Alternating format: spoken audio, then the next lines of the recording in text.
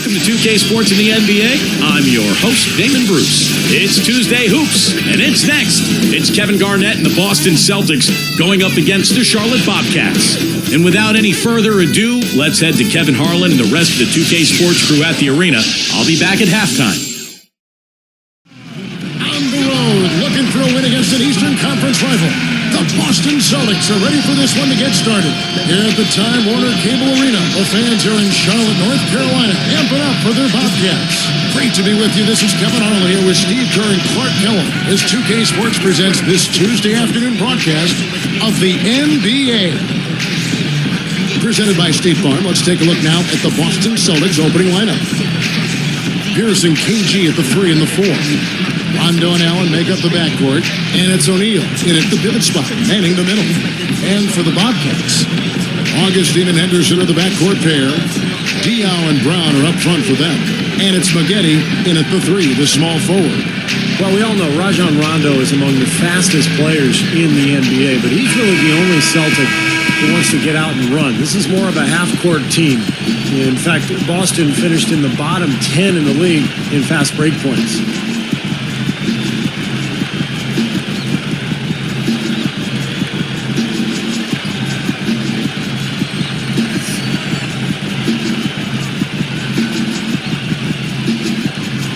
It'll be the Celtics off the tip. And here is Allen. Outside Rondo. Lets it fly. Kicks it out to Allen.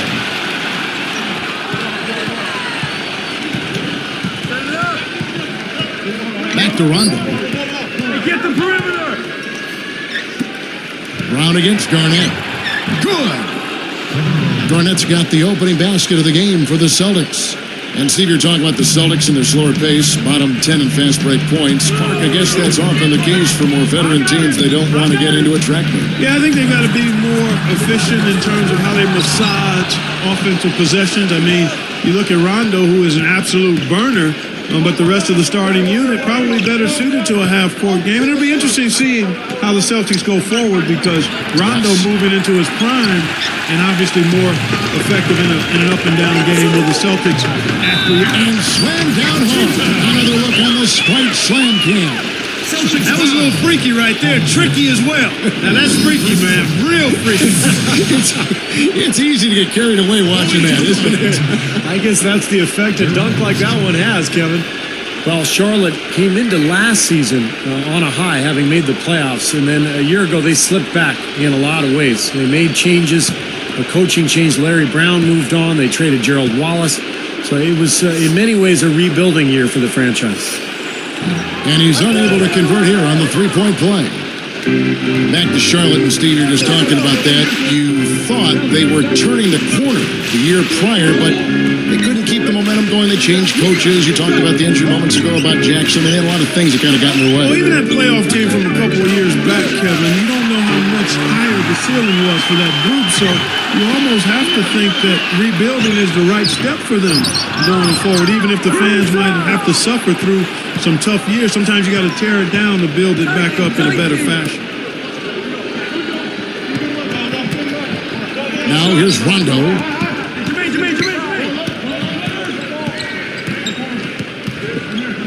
Just 5 on the clock.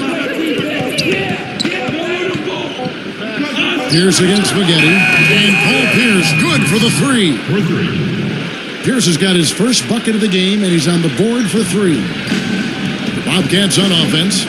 They trail by 3. You know, looking back now to the 1998 draft, I'm sure there are some teams that picked ahead of Boston in that 10th spot that would like to do that one over and maybe take Paul Pierce because he slid down that draft a little further than people expected, and he's become an absolute superstar for the Boston Celtics.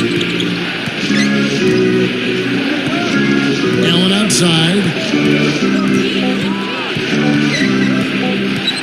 Shoots over Henderson, and again it's Boston converting. Thinking back to Paul Pierce's draft out of Kansas, even at that time, it was somewhat surprising to see him drop like that in the rotation. It really was. I can remember thinking about Paul Pierce and how I thought he was the one guy in that draft who really had a ready-made NBA positioning game. And to see him slide, that's why the draft was more art than science. But at the end of the day, you know what? It's all about what happens when you get to the NBA, and he's proven to be a Hall of Famer. And historically, one of the great Celtic scorers of all time. Without question. Looking to end the run, and the shot is good. And here's Rondo. Still looking to get on the scoreboard.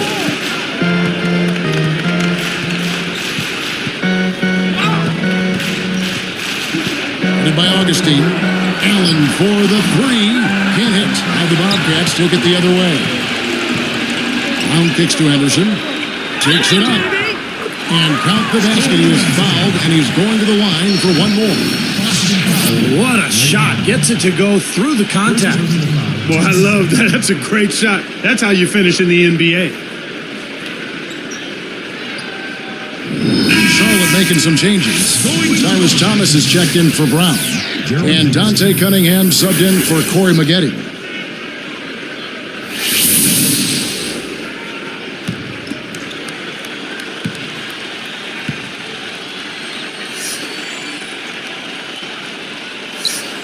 And that one falls for Henderson. And Charlotte's struggles last season, guys, were really reflected in their play at home because in previous seasons, Time Warner Cable Arena was a tough place to play. But the Bobcats' home record really fell last year. Augustine against Rondo. Kicks to Pierce. Clock at 6. The Celtics need to get a shot off. Here's Kristic. No luck. And Charlotte the other way now. Steve, that big drop you were talking about at home is one of the reasons why the Bobcats, didn't make the playoffs. So, Clark, it's not hard to figure out why they didn't make the postseason. Yeah, you look at it, I mean, that certainly was part of it, not being able to handle business at home. They went from 31 wins to 21. And they also had some injuries. Steven Jackson had a hamstring that was bothersome all season long, and he was their main go-to guy. So him being hurt certainly impacted that home record. Dion with the steal. Turned it over there, but they built this lead by making the most of their possessions and keeping their turnovers really low. Just 2 seconds between shot clock and game clock. Here comes Rondo. Looking for his first bucket of the game.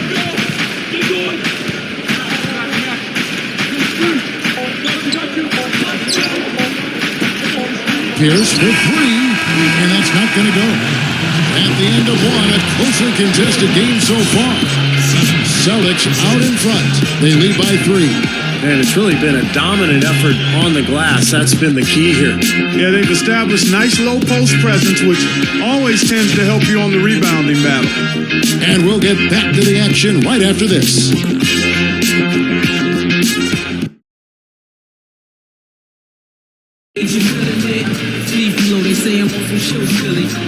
Well, it's been a tight one so far as we get the second quarter going back here.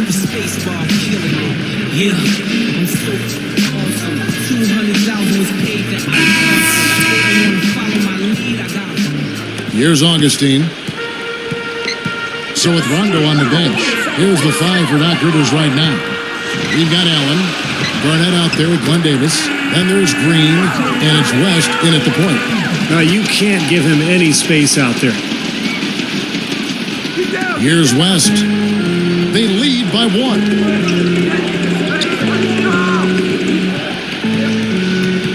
Augustine is tagged with the reach. That is his first foul of the game. First personal foul, team's first.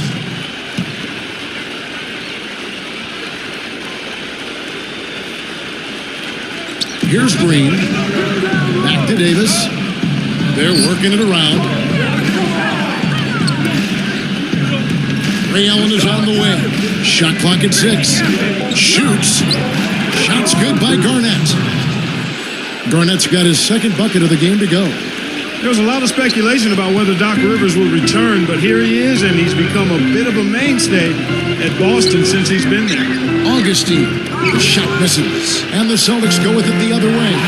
It's stolen by Brown. And you're asking a lot out of your teammate to try to handle that pass. I don't like that decision at all. Just a total lack of focus, was not paying attention to where he was. Here's West. Back to Doc Rivers, Clark. There was talk he might take some time off or look to other teams, but he signed that 5-year deal right at the end of the season. You know, his son's going to be a freshman down at Duke, and I know he's anxious to watch him play. But he'll stay in the NBA. Steve, that was kind of an interesting decision. Well, I think Boston wanted stability, Kevin. The players are older, so by signing Doc Rivers to a long-term deal, you've told your fans, look, you know, he's the rock, he's the stability. We're going to be good for a long time because Doc is our leader. And now the first time out called here for the Bobcats. Well, we all know what a fiery, competitive team the Celtics are, with Kevin Garnett in particular. And that's one of the reasons they were second in the NBA in technical fouls last season. So for the Bobcats, Maggette comes in for Dante Cunningham. And it's Henderson for Augustine. And the Celtics making a change here as well. Rajon Rondo's checked in for Ray Allen. And so speaking of the Celtics, you know, some have said, Clark, that they go overboard getting into it with other teams and players. That wasn't your game, but take us inside that whole world of the club. You know what? I don't know if the Celtics do it any more than any other teams. I mean, Kevin Garnett is very demonstrative, has been since he's been in the league, and that intensity sometimes spills over. And I always felt that you had to be who you were. You couldn't try to fabricate something that wasn't part of your natural makeup. So if you are a guy that's verbal and a jawjacker, then you've got to do it within the parameters of what's going on in the game. If you're not, then you can't be that to try to improve your performance. So I've always said, like the young folks do, you know, do me, be you, you know? Let's check out what Doris Burke has for us. Well, Kevin Garnett, quite possibly the greatest defensive power forward in NBA history. But it's not just what he does individually that makes him special. He makes the entire defense better with his communication. Doc Rivers said, no one talks like Kevin. He's the best talker in the league when it comes to defense. He's a defensive coach on the floor. Guys, Garnett's presence inside, a key reason the Celtics team is so tough to score on. He's a game changer at the defensive end. No question. Kevin, one of the all-time great competitors. And his intensity on the court really sets the tone for this club. Well, they really started to come on here in the second. Playing much better here, guys. And it looks like they're starting to make up some ground. We'll see if that can continue. Garnett kicks it to West. He feeds it to Green. Thomas against Davis. Now Thomas defending. And Davis can't get it to go. Well, use his body well to lean around the defender. It's always going to be difficult to convert that shot, though. And that one's good by Maggette. That just shows you guys, I mean, he's always in aggressive mode. I mean, he will exploit any opening the defense gives him, and he's always probing, looking for opportunities to attack. For the Bobcats, Eduardo Nájera checked in for Brown. Dion comes in for Tyrus Thomas. And DJ Augustine subbed in for Garrett Temple. Then for the Celtics, Jermaine O'Neal's checked in for Davis. Pierce comes in for Jeff Green. And it's Allen in for Delonte West. And that one falls for Maggette. Guys, the record was 37-15 for the Celtics against the Eastern Conference last season. Still one of the powerhouses, not just in the conference, but in the league. Rondo kicks to Pierce. Launches a three. It's rebounded by Charlotte. Let me ask you guys, they're going back to the Celtics, eliminated by the Heat in 5 games in the playoffs. Are they still a factor in the East? Steve? Oh, yeah, they're still a factor. I mean, Miami is so good right now, but remember, Boston had an excellent regular season. They've got plenty of talent. They've got some good young players with Rondo and Jeff Green. And Boston will still be a major player in the Eastern Conference this year. Wide open look. Again, Pierce missing. Well, not a bad effort there. He'll usually knock that one down. And so he earns a trip to the line. Officials saw the contact, and he'll shoot 2. It's on Kevin Garnett. Well, it was a tough season last year for Charlotte, not making the playoffs, really struggling after surging the previous couple of years. And their record against Eastern Conference opponents did not help.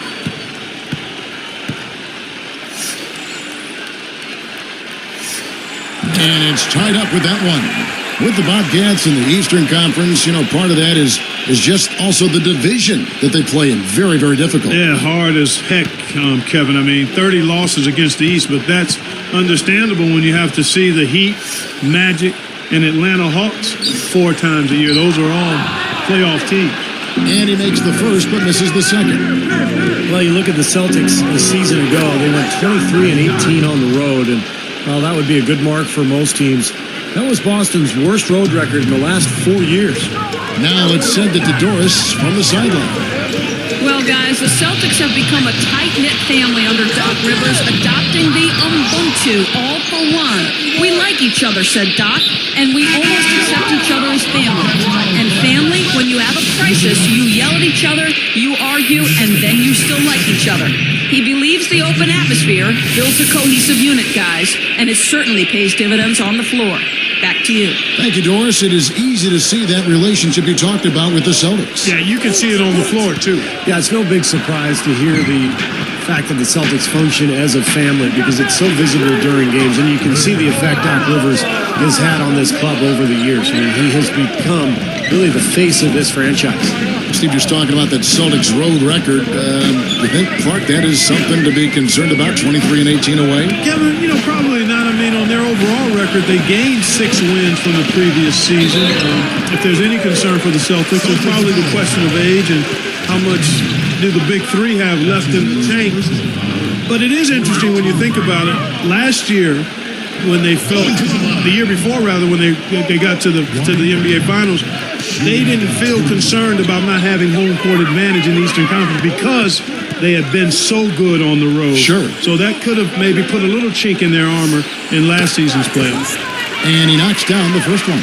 Now, we've seen this club do a much better job of being assertive at the offensive end. They're drawing some fouls and getting some free throw opportunities.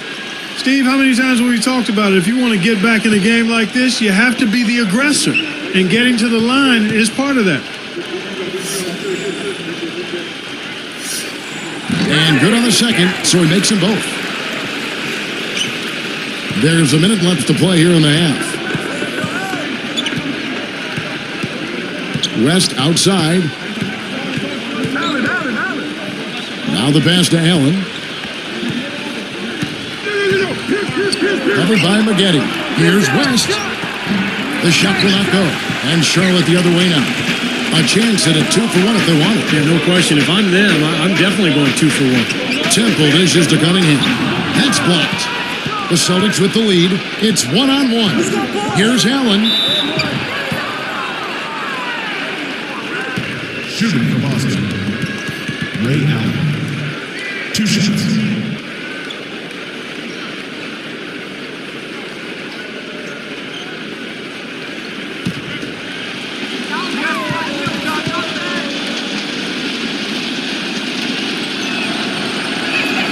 The first free throw is good. Making a switch here with the Celtics. Davis is checked in.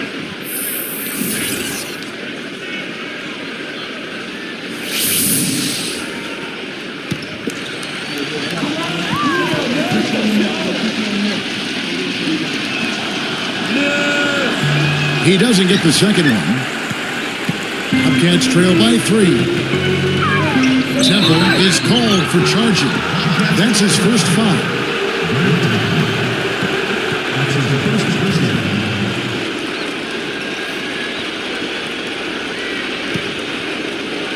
And here's Boston. 3-point lead.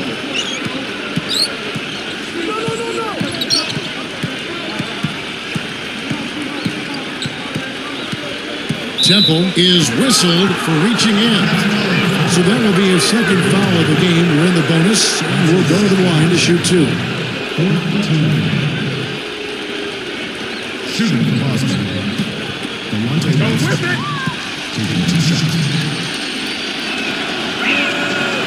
That free throw good from West. Bobcats making a switch here.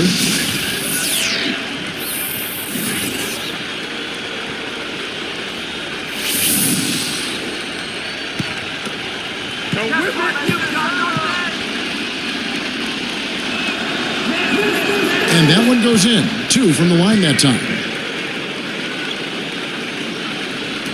Here is Cunningham. Hey, right there, right there. Augustine with it. Up in time. No good on the buzzer beater. Some good numbers for Ray Allen. 10 points, and he's been able to hit the three ball, picking up one from deep so far. Well, the three-point shot has become so important in today's NBA game, and teams are shooting more and more of them. When you can knock them down, it really puts pressure on that defense. 2K Sports, back in a moment here at the Time Warner Cable Arena in Charlotte.